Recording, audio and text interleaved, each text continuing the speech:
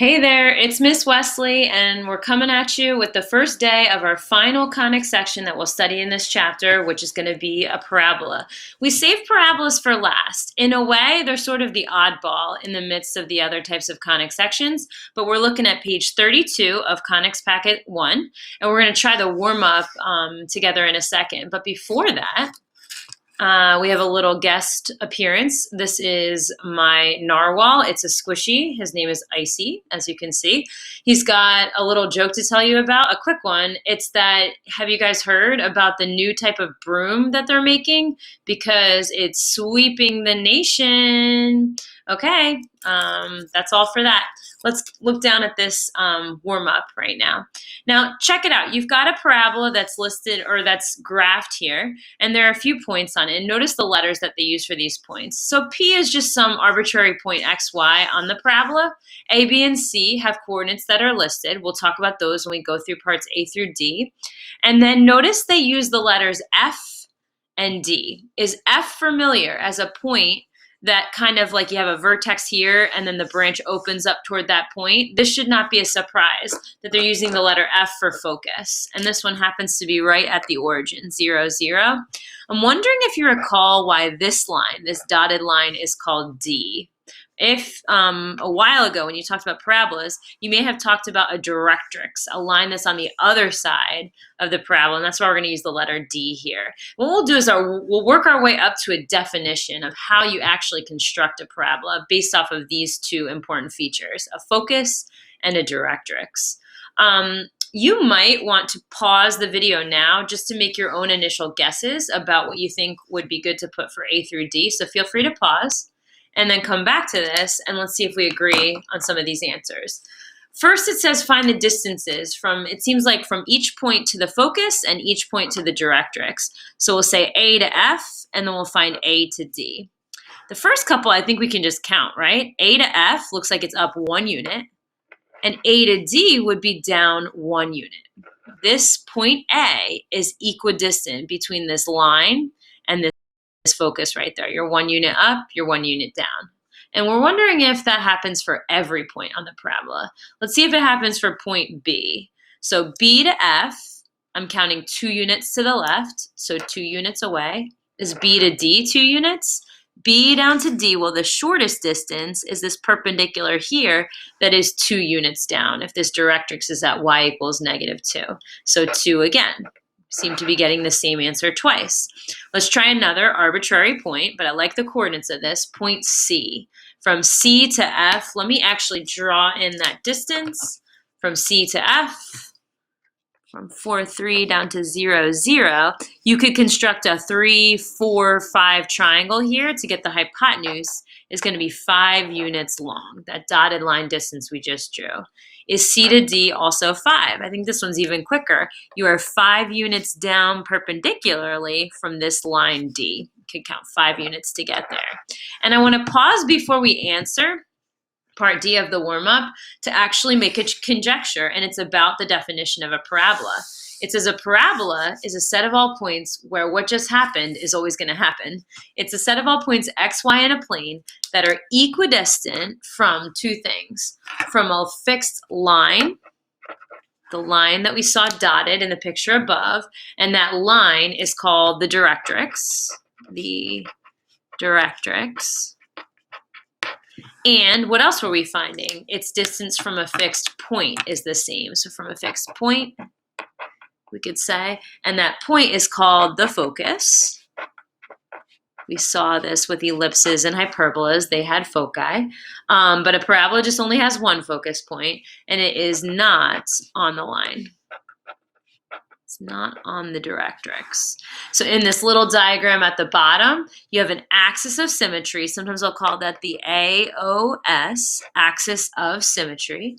You've got a vertex, 1 vertex for a parabola, and it is equidistant from this focus point and this directrix line that always lies perpendicular to the axis of symmetry. So what we're saying is, although this clearly isn't really drawn to scale, any point that slides along this line is the same distance to the focus as it is to the directrix. the vertex, right? We mentioned the vertex is definitely going to be the midpoint between those two things, between the focus and the directrix. And the axis of symmetry, the AOS, axis of symmetry, we said, is the line passing through. The axis of symmetry contains the focus and the vertex as well. Lastly, this part D actually leads you to discover why the equation of the parabola is what it is. It says find the distances from P to F and P to D. Notice P is just the point x comma y, just an arbitrary point. And the focus is the point 0, 0. So a quick Pythagorean theorem or distance formula could get you an expression for the first distance from P to F. And that would be the square root of x minus 0 squared plus y minus 0 squared. And we're going to say that needs to equal, these distances need to be the same by definition of parabola, the distance from P to D. So here in the picture, it's a little bit easier to see. I'm going to just talk about some quadrant 1 points. The distance from P, the point P, down to the directrix, this distance here, it's always going to be more than, if you're above the x-axis, you'll be more than 2. How much more? Here's 2 units here. How much more than 2 is the length of this line? Whatever y is, right? No matter where you are. You could be in a point way up here, and the entire distance down to the directrix is going to be this distance y plus a constant distance of 2, which is the distance between the directrix and the x-axis. So actually, it's not too crucial that we can replicate this, but we can set this distance equal to y plus 2 to solve out for the equation of the parabola in part D. This doesn't really look like the equation of a parabola to me yet, but once we do some simplifying, it really should. We can square both sides. So x squared plus y squared equals this guy quantity squared, so y plus 2 foiled with itself, y squared plus double the product, 4y plus 4. Is it looking like the equation of a parabola yet? Well, once we subtract y squared from both sides, it should. Now you've got x squared equals, what do we have? 4y plus 4. And generally, up until now, we've seen our parabola equation solved for y. So x squared minus 4 equals 4y. And then we can divide everything individually by 4. Y equals 1/4 x squared minus 4 over 4, so minus 1. You're going to notice this is the exact same equation that was given in the setup of the problem for the equation of the parabola for starters. Parabolas, like we said, just have either an x squared term, and it'll open up or down, or a y squared term, and it'll be a sideways parabola, and actually not even a function, and it's a cross section of a cone. On the next page, if you want to turn to 33, we're going to label up the diagrams a little bit, but they're actually pretty adequately labeled already, and you're going to notice that down the left-hand column, you have all information about parabolas that open vertically, up or down, with an axis of symmetry that's going to be vertical, versus all this info about these non-functions, sideways parabolas, with axis of symmetry that's going to be horizontal. Off to the side, we'll copy some notes down. And I actually first want to just summarize what I said about the way that the parabola opens. If you have any kind of y equals a positive or negative x squared term, you can bet this thing is going to open, we'll say opens up or down. Easy to remember because you just think of the classic parent graph, y equals x squared, and you know that function opens up, right? So up or down if x is squared.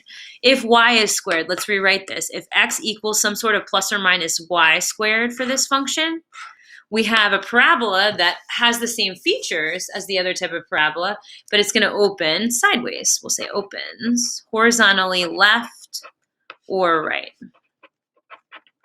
Okay, so that's good to determine the orientation of the parabola off the bat. What else do we want to know about the parabola? What does this picture say? Well, we talked about how you have a focus, a vertex, a directrix, axis of symmetry, the 4 major pieces of data about the parabola.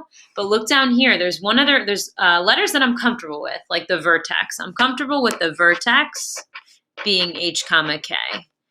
Vertices were h comma k for hyperbolas, right? And they're also going to be h comma k for the one vertex of a parabola. So that makes some sense. But there's this other letter p. Notice in your standard form equation, there's a 4p sitting out front of both of those in the set of parentheses that's not being squared. Let's define P here, and then as we write the equations of the parabolas down below, I'll try to explain it a little bit better. So P determines a lot. It's a distance, it's a directed distance. And let's write down the definition first. It's a directed distance. Can you see that? Distance from the center to the focus. So from, and by center, I should have said vertex, from the vertex to the focus. Since this is the one conic section where H, K, or actually where there is not a center, you just have a vertex. So knowing P is good because it kind of tells me the further, like in this picture, that the focus is out from the vertex, the wider the parabola is going to open. We'll experiment with that a little bit too on Desmos as well. And if P is greater than 0, you're either opening in one of the two positive directions. You're either opening up or to the right, towards the positive numbers. If P is less than 0, in these two bottom pictures, if P is a negative value, expect your parabola to open in the downward, that's a negative direction, or the leftward direction. So P not only determines how wide or skinny the parabola is, it definitely makes the call of which way the parabola opens. The vertex, this is a fact from the other side. The vertex, and for that matter, I'll say and, any point at all, any point on the parabola. Parabola is going to be the same distance from the focus as it is from the directrix. So we'll say is equidistant from the focus and the directrix. The focus and the directrix. Okay, so it's the same distance, equidistant from both of those things. We'll see that in the pictures too. And axis of symmetry, because you'll be asked about that. So the AOS will say is always perpendicular to the line that is the directrix. So to the directrix. Okay, and I want to make sure that we get down these standard form equations, whether the vertex is at 0, 0, or whether it's shifted elsewhere to H, K. If you are opening up or down, your standard form is going to have an x squared in it, not a y squared. Think of y equals x squared that just opens up. It equals 4py. And this means there's no h, there's no k. It's x minus 0, y minus 0, and your vertex is at the origin. If you're opening sideways, you'll have a y squared equals 4p times x. Okay, and then standard form with h, k as your vertex, x minus h squared equals 4p parentheses y minus k. We can do the same thing with this other version. Sideways version, y minus k squared equals 4p x minus h. The focus lies on the axis of symmetry, p units away from the vertex. We'll see that in action when we look at some examples. And lastly, your general form. General form is the same old general form we've seen with the other conic sections. ax squared plus cy squared, we're skipping b, plus dx, you could have an x term, ey plus f, a constant, equals 0. And think about it, with circles, a and c had to be the same number. With ellipses, they just had to have the same sign. With hyperbolas, a and c had to have opposite signs. And what is it for parabolas? I bet you could guess this one. Either a equals 0 or c equals 0, causing another squared term to drop out and making this thing a parabola and not one of the other conic sections. All right, more to come, but I figured this would be good just to have the foundation of the basics of parabolas. All right, have a good day.